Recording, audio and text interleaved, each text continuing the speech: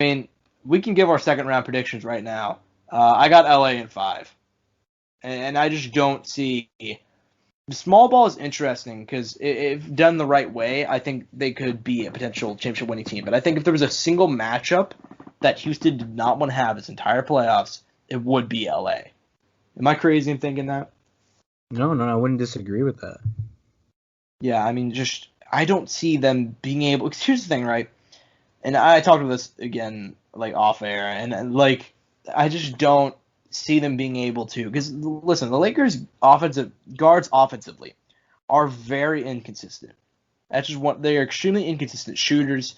That entire team is extremely inconsistent when it comes to shooting. However, on the defensive side of the ball, they're pretty consistent. You know, guys like Rondo, they're pretty Caruso. He's not great on defense, but the dude's a dog. He's going 100% every single play. He's at their throats. Same for a lot of those guys on defense that when it comes to the guard side of it.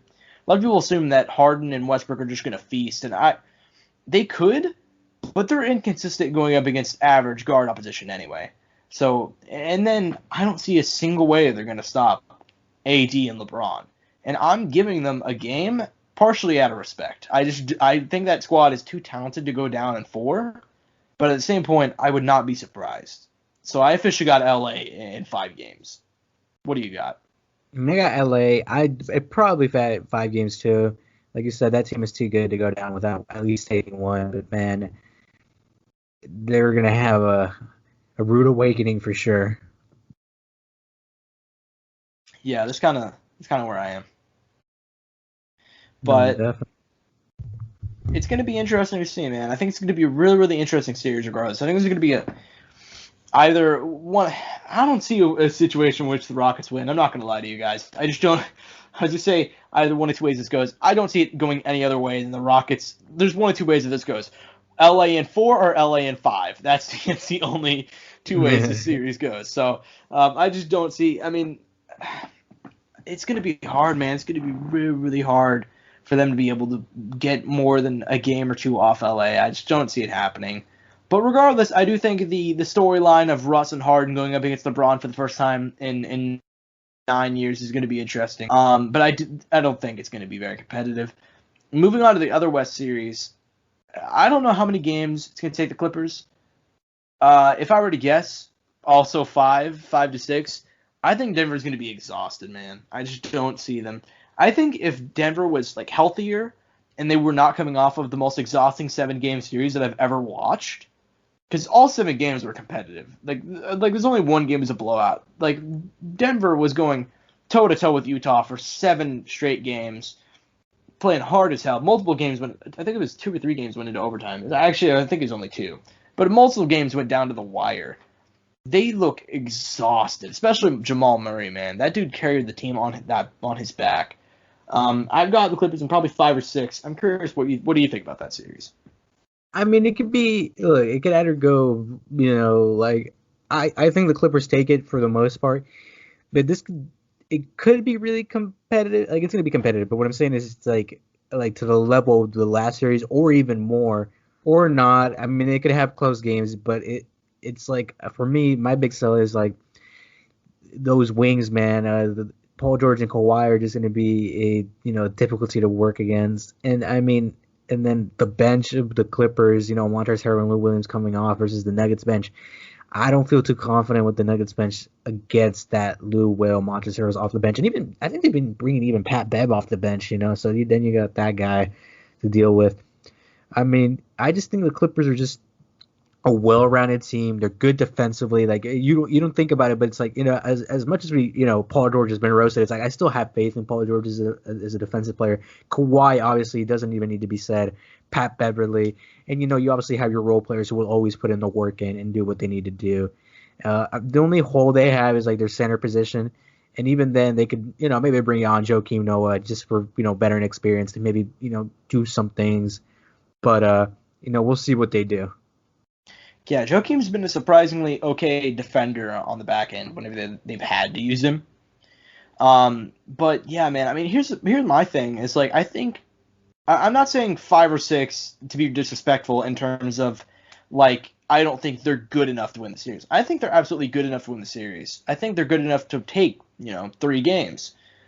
4 games. You know what I mean? So I'm not saying that. What I'm saying is like I think coming off a 7-game series in which they just had to fight their absolute hearts out, and the emotional roller coaster those guys have been on over the last few days, even like they're not getting much time to rest, and now they're gonna hop right back into a series where they're going against a team with the deepest bench in the league, or the deepest team in the league, really. That's going to be really, really hard because I think all those games are going to be competitive, especially in the early parts of the game.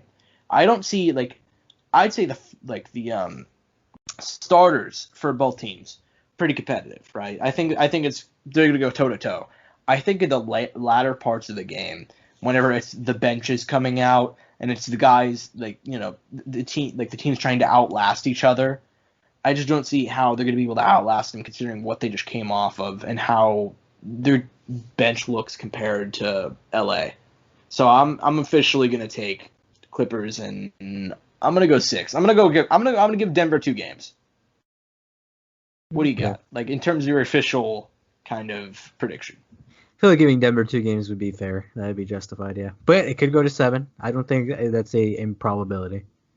Yeah, I could see it going 7, but I'm thinking more along 5 or 6. But moving on to the East, we're 2 games down in both these series, which is interesting because on one hand, one of these series is going pretty much the exact same way that I thought it would, and it's not the one that people suspected because Boston and Toronto was a series that probably on paper looks more competitive. My bold prediction was going to be Miami in 5.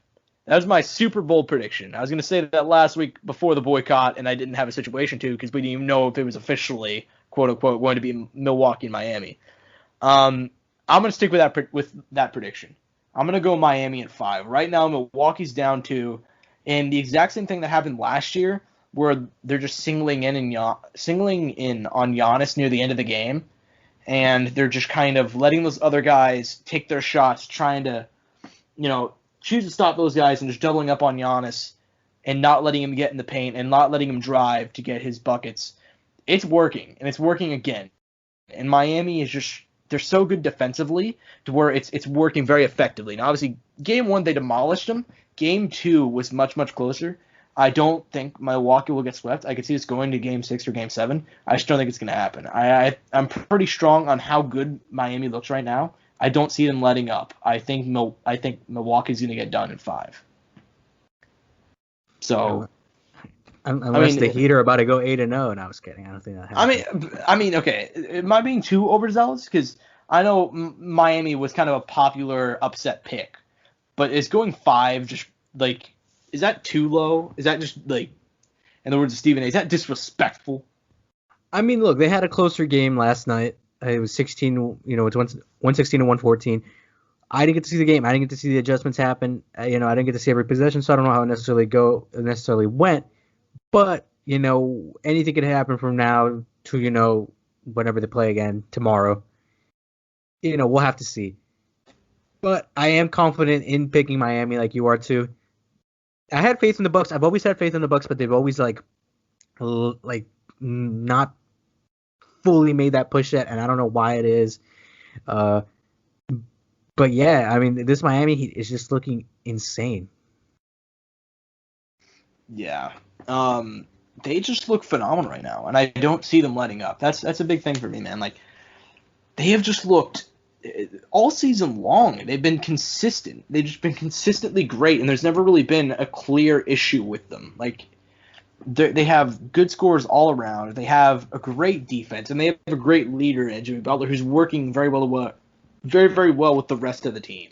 He had issues in Minnesota, but right now he's seeming like just a great team player. And they work so well as a concited unit. And one of my things that I was talking about before the season even started, I was like, I had a feeling that there was going to be one team that, these teams that have that worked better as a unit as opposed to actual superstars are going to have more success in the bubble, just because they're so used to working together. They're all very, very close. And I didn't know which team I was talking about. I thought maybe it could be OKC, maybe it could be Miami, maybe it could be a team like the Pacers. And it ended up being Miami because Miami just looks phenomenal right now. They swept Indiana, and now they're up 2-0 on the number 1 seed. And just because their team all around is working together phenomenally, there's not players have had individually great performances from that team, but all around they're getting production. So for me, that's what gives them a leg up on a lot of teams. Another team that has done very, very well, just altogether as a unit, and somewhat surprisingly, is Boston. Boston is not the team that going into the playoffs I would have pegged to be up 2-0 over Toronto. Like, especially considering they lost Gordon Hayward to injury. He may be back for the conference finals if they make it that far. But damn, man, going up 2-0 over Toronto, and in both games, I mean, first game was a blowout. Second one was closer, but then Toronto ended up, losing down the stretch. How impressed are you right now by Boston? Like, because I'm pretty surprised at how well and how easy winning against Toronto. And I think that, and I hope it doesn't sound bad, but I think they're playing better or finding more success because they don't have to deal with Gordon Hayward and finding minutes for Gordon Hayward because they get to give Tatum and Brown those moments to shine, which are kind of like your young guys who probably should have been investing time into. And that was like a big thing. It's like, should we be investing time into these guys mainly, or should we be bringing in these other, like big names? And I think it's benefited them not having Hayward and giving the light to Tatum and Brown, because when they found success, like a couple years back, it was when Tatum and Brown shined, I felt. And I'm talking about that Kyrie team that they had back then. And I think that was like Tatum's first year. I could be wrong. I don't remember. And they looked really good. And now that Hayward's out and they don't got to worry about Hayward, and now they just have Kemba, Brown, and Tatum to worry about, I think they're doing better now. Yeah. And I could see your point, because that run they had with those guys a couple of years ago when they made it all the way to the conference finals, that was built off the back of those guys, and they weren't having to 5 minutes for a guy like Gordon Hayward, and they were just letting those two go off and kind of letting them just play free. And that's kind of the situation that is going on this year. I mean, they work really, really well as a unit, and that's something I got to give Boston credit for, because I think talent-wise, I would rank them, like, and especially, I'd say coaching has a lot to deal with it. I mean, Brad Stevens is a phenomenal coach, but I'd say talent-wise, I'd put them behind probably Milwaukee, Toronto, maybe even Philly in the East. Like, Philly has a lot of talent, but they didn't figure out what to do with them. I mean, Kemba's been a huge help to them, but I'd say it's mostly been guys like Smart, Tatum going off, and Jaylen Brown, obviously, that have kind of led them to being as good as they are. But I'll say this much. I am really surprised at how easily they're beating up on the Toronto Raptors. I mean, listen, I'm going to stick with my pick. At the start of the series, I had, Toronto probably winning in 6 games. I don't think it's going to be 6 games now. I'm still going to go Toronto in 7. But I do think Toronto is going to come back and win this series eventually. I think Game 1, they got dominated. Game 2, they brought it really, really close, nearly got it. I think they're going to end up winning the series in 7. What are your thoughts? I'm taking Boston at 6. I'm just kind of surprised. And like I told you, I think it's the Hayward thing. I think the Hayward thing, him not playing, has kind of helped into their benefit. And it's weird because, obviously their coach formerly coached Hayward in college, so you'd think he'd be able to manifest his skills the best, but it hasn't been the case. And the whole Hayward thing never, in the time being there, I don't think he's been able to like perfectly fit in my opinion. And I don't know. I think he's kind of pulled them back rather than propelled them forward. And it's not because he's bad. It's not because he's a bad player. It's just for some reason he just hasn't been able to fit into that team. Yeah, and he's never really. I mean, I guess part of it also I feel like is injuries, and I feel like that's a really, really big factor. I mean, if he's had a lot of injuries, not even excluding the really, really bad leg break, like he was really, I'll say it, he was just bad last year, and we attributed a lot of that. A lot of people did to him coming off the injury. This year he was more productive, but I'd say he never really fit completely in. And then I don't know, man. It's an interesting situation they have with him up there because they have him locked up for a long time, and that contract is huge. And I feel like he's never really lived up to his potential. So, I mean, we'll have to see. I mean, the playoffs are going to be interesting. I think no matter what, these final 8 teams are going to give us an amazing show.